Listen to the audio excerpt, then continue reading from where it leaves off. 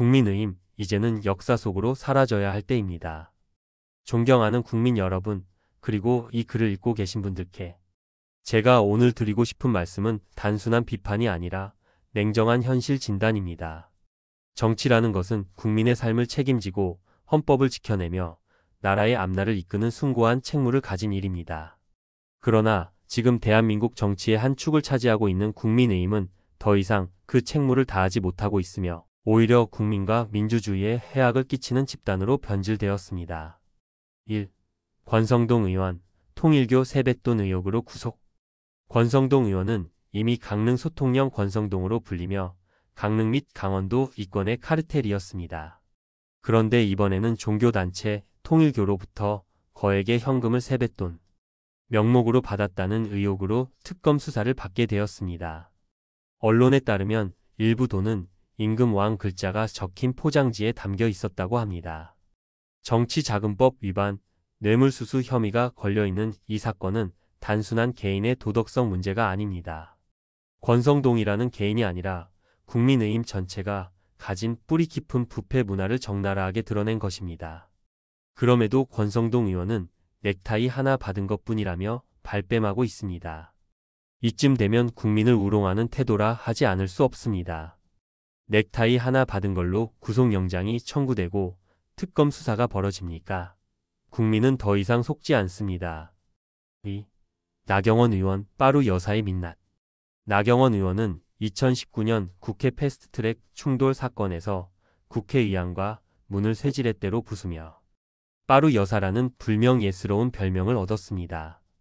당시 국회의원이 할 수 있는 최악의 행동, 즉 입법 절차 자체를 물리력으로 저지한 장본인입니다. 결국 검찰은 나경원 의원에게 징역 2년을 구형했습니다. 아직 판결은 나오지 않았지만 이미 정치적 도덕적 책임은 벗어날 길이 없습니다. 국민의 대표로서 법을 지켜야 할 사람이 국회를 난장판으로 만들고도 정치적 의사표현이라고 궤변을 늘어놓는다면 과연 이 나라 민주주의의 근간은 어떻게 지켜지겠습니까? 3.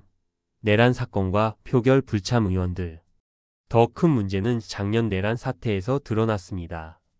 대통령 탄핵 소추안 표결, 그리고 계엄 해제 요구 결의안 표결이라는 대한민국 민주주의 역사에서 가장 중요한 순간에 국민의힘 의원들은 때를 지어 표결을 거부하고 본회의장을 빠져나갔습니다. 탄핵 소추안 표결 당시 국민의힘 의원 108명 중 무려 105명이 불참했습니다. 오직 3명만이 표결에 참여했습니다.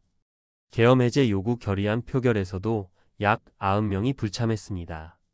이름을 하나하나 열거하자면 권성동, 권영세, 김기현, 나경원, 윤재옥, 주호영 등 국민의힘 핵심 인사들이 줄줄이 빠져나갔습니다. 이는 개인의 선택이 아니라 당론으로 지시된 조직적 불참이었습니다. 국민의 대표로 뽑힌 이들이 헌법 절차를 무력화시키고 국민이 부여한 권한을 저버린 것입니다. 사실상 내란에 동조한 것과 다름없습니다. 4. 국민의힘은 국민을 배신했다. 국민의힘은 위기 때마다 헌법보다 권력자를 지켰습니다. 국회는 헌법의 수호자이자 민주주의의 최후 보루인데 이들은 국민의 편에 서지 않았습니다. 권력의 방패막이가 되어 스스로 의회 민주주의를 파괴한 것입니다. 이쯤 되면 묻지 않을 수 없습니다. 국민의힘은 누구의 정당입니까? 국민의 정당입니까? 권력자의 사병 집단입니까? 5. 반론에 대한 반박. 혹자는 말합니다. 불참도 의사표현이다. 그러나 표결 불참은 민주주의의 핵심 절차를 방해한 행위입니다. 표결장에 들어가 찬성이든 반대든 표를 던지는 것이 국회의원의 최소한의 책무입니다. 불참은 책임 회피일 뿐입니다. 또 누군가는 말합니다. 개인적 일탈일 뿐 당 전체의 문제는 아니다.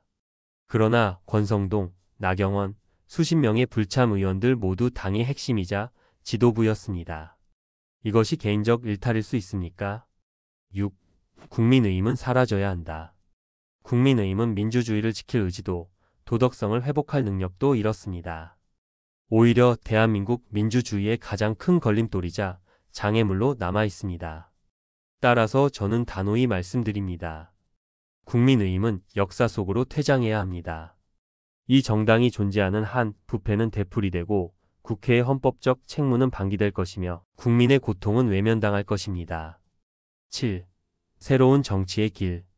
국민의힘이 사라진 자리에 우리는 새로운 정치를 세워야 합니다.